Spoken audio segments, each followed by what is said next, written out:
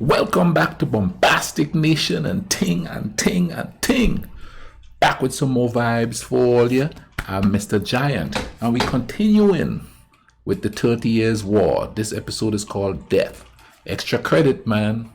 This is the fourth installment of it. Extra credit doing the thing, doing the damn thing, I tell you. So, let's see what's going on here, because the last one was famine, you know what I mean, with people having to do crazy stuff to survive and all of that. We gonna check it out, see what's going on. Let's YouTube and simmer.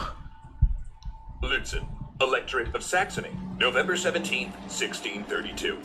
Yesterday, Swedish King Gustavus Adolphus clashed with imperial forces under Wallenstein and Pappenheim on the field. Man, everybody's fighting here. The Protestants emerged victorious. The imperial invasion of Saxony stopped, but at a terrible cost. Pappenheim fell to a cannonball, and King Gustavus, his unit lost in the fog, was surrounded, killed, and his body stripped. 20,000 others lay slain. Man, they're vicious. The men and women of Lutzen bury the dead in mass graves. But as terrible as the violence of the field, it's nothing compared to what the two armies have, unwittingly, unleashed upon Saxony. Plague. And when he had opened the fourth seal, I heard the voice of the fourth beast say, "Come and see." And I looked, and behold a pale horse, and his name that sat on him was Death, and hell followed with him. And power was given unto them over the fourth part of the earth, to kill with sword, and with hunger, and with death, and with the beasts of the earth.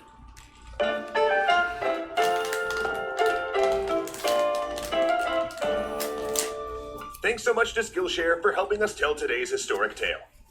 We now come to the final element in our exploration of why the 30 Years' War proved to be so destructive. Disease. Much like famine, epidemic disease was a common fixture of 17th century life. Even in times without war. No, check this out. I wonder if during that time, with the disease and stuff coming through and with the war, were they screaming end times like everybody screams here whenever there's a little skirmish around the world? I mean, they were living in it, you know, and we live here where there's no war, you know, there's struggles, but there's no war. And people keep talking about the end times and stuff, especially with the whole pandemic going on, people thinking it's the end times, you know, it's a strike that God is coming at us and stuff. I wonder if back then, you know, they were saying the same thing, especially since Protestants are fighting against Catholics and all these other sects of religions are fighting against each other. Were they claiming end times and it was going to be soon and all of that? Or I wonder if that was going on. I'm assuming it did, because that could really help control a population.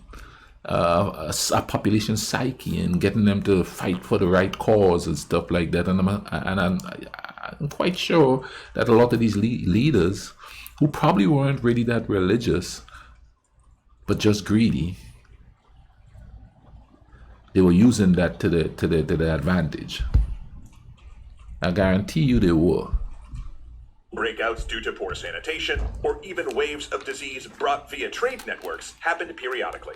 In fact, even before the war, Germany had seen 3 waves of bubonic plague between 1607 and 1611. And with the lack of medical knowledge about the cause and treatment of disease, rates of serious illness and mortality were much higher. And actually, it wasn't until the 19th and 20th centuries that armies would suffer more deaths in combat than from what were known as camp diseases. Because when you rally an army in the 17th century, you draw a large number of people together who are mostly strangers, including some from isolated villages or hamlets that may not have the same immunities as people from urban areas or well-trafficked trade routes. Then add in the often unhygienic conditions of military life, living in tents, open latrine pits, contaminated water sources, and poor or old food, and you have the perfect recipe for gastrointestinal diseases like dysentery. Likewise, a lack of hygiene, inability to change clothes, and the necessity of living close to pack animals, livestock, and cavalry mounts led to outbreaks of lice that carried typhus and bubonic plague.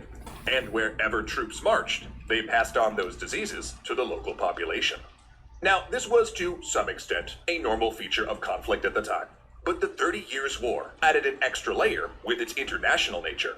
For instance, just with the Bohemian Revolt, imperial armies from Germany and Spain marched into Bohemia, bringing in new strains of disease from outside. Then, as the war progressed, the Dutch came, and the Swedish, and the French. But also remember that these national terms don't really mean much, since many of the troops were mercenaries recruited abroad. Scotsmen marched in the Swedish army of Gustavus Adolphus, and Italians with the Spanish. Then as the war dragged on, and more forces got involved, the waves of epidemic disease got increasingly deadly. Typhus. So what's happening there is countrymen were fighting against countrymen because they were mercenaries. So it wasn't a cohesive thing. It's just who could pay me, I'm going, which is understandable because of all the famine and disease and all of that that's going around.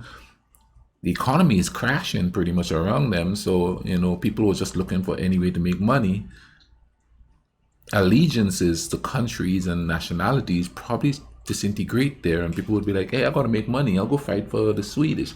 I'm gonna go fight for the Scottish. I'm gonna go fight for, the Germans. I'm gonna fight for whoever just to, survive. That right there is absolute and total chaos. That's like a whole continent in chaos. You don't know who is your enemy and who is not your enemy. I wonder when they capture each other, how they deal with it. Knowing that, they're going to just do whatever it is to survive, I guess, because of the dire situation they're in. Man, the confusion. Because there had to be family pitted against family, and the battles were so personal, up and close and thing. That's crazy. More forces got involved. The waves of epidemic disease got increasingly deadly. Typhus and dysentery existed at a fairly moderate level throughout the conflict, and a bubonic plague outbreak in 1625 and 1626 tore through both armies and citizenry, killing several prominent generals. Yet it was the Swedish intervention under King Gustavus Adolphus in 1631 when things entered a new phase, both politically and medically, because there were just more troops, more foreign allies, bigger battles, and increasingly, armies marching through the same area over and over and over. Bubonic plague exploded. It swept the lands of the Holy Roman Empire, depopulating villages as residents tried to flee the mysterious infection, sometimes only to carry it with them to wherever they found sanctuary. Populations displaced by war or military pillaging swelled nearby cities, creating new sanitation crises there that led to more typhus and dysentery outbreaks alongside the plague. And of course, the widespread famine. So it just wasn't the bubonic plague. It was war, typhus, dysentery. That's a whole bunch of stuff killing people there. No wonder why so many people died during that period. That's wild, man.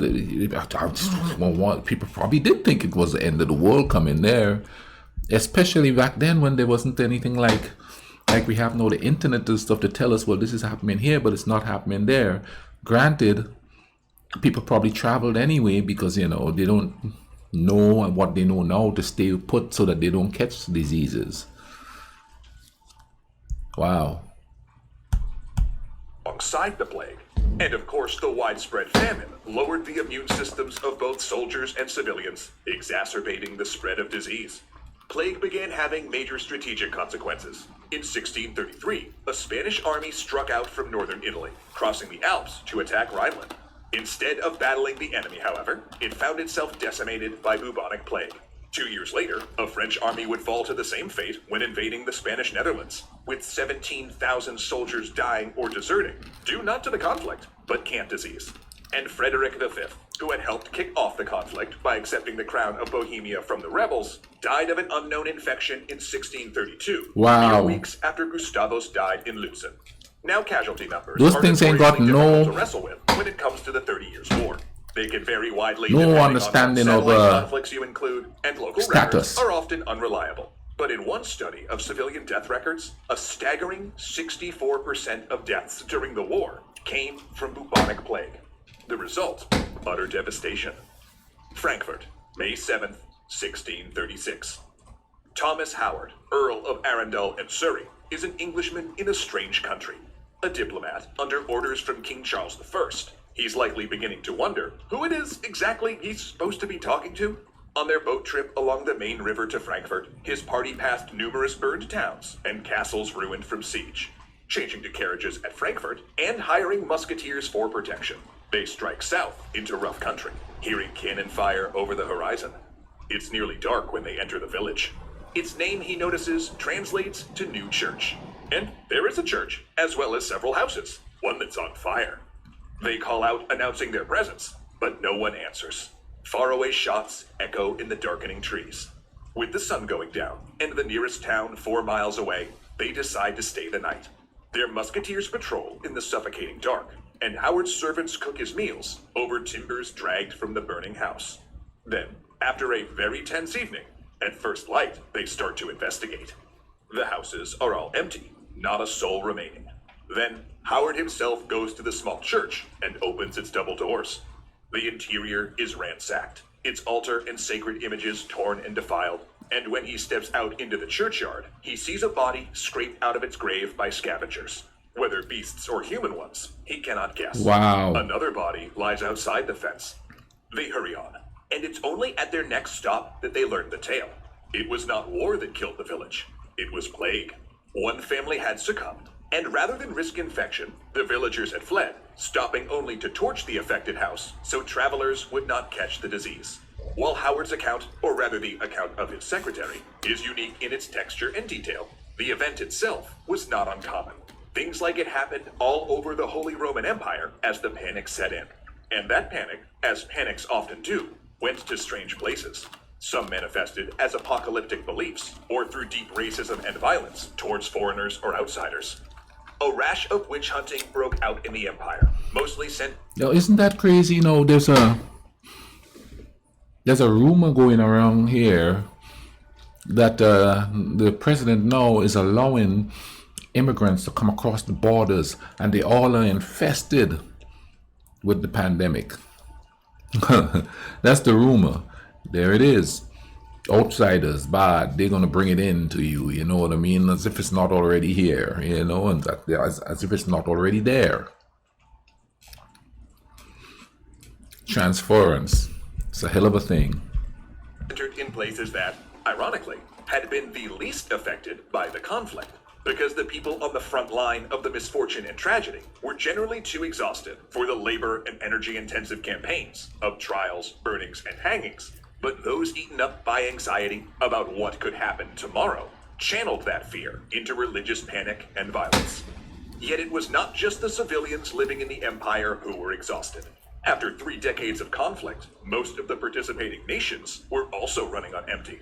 Many participants had expanded their military might, drained their treasuries, and had been forced to put down revolts over increased taxes at home.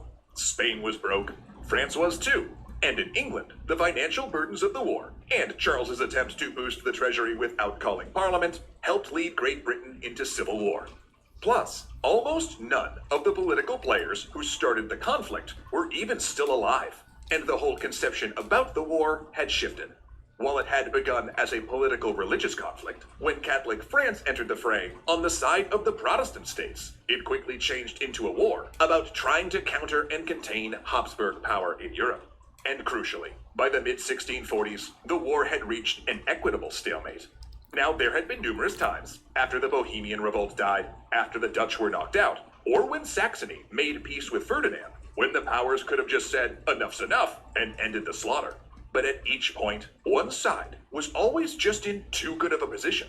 Better to keep throwing troops into the meat grinder and make up for what's been lost. But now, everyone had a slice of the pie. Everyone had a negotiating position. By 1648, the 4 horsemen had run their course, and it was time, finally, to make peace, to draft a treaty at Westphalia. And whether you're crafting peace treaties, All of that stuff, man. That's what I'm saying, you know what I mean? We got all this stuff going on with the hurricanes, pandemics, and all of that. And instead of we taking care of that, everything is political. Everything is political. I don't get it. We repeat in history. And it has to get so bad before we go, whoa, enough is enough. We want peace. But all this suffering happened before we could get to that point. And we keep doing it over and over and over again. And we want to think because we have some technological advances that we are civilized. How can you be civilized if you're not being civil to each other? Quite baffling, isn't it? Anyway, I ain't gonna keep on talking. Thanks for all the comments. Keep dropping the suggestions down and ting, you know, and I'm gonna keep watching this stuff. I am totally having fun doing this. I hope you are too with me, and that's the point. With everything else going on, let the giant ease it up with you. You know what I mean? And in the meantime, show you what we're doing in history. Is it okay for us to keep repeating it? Let's just repeat the good stuff. You know what I mean? That's what we're supposed to do. Learn from our mistakes. Let's repeat the good stuff.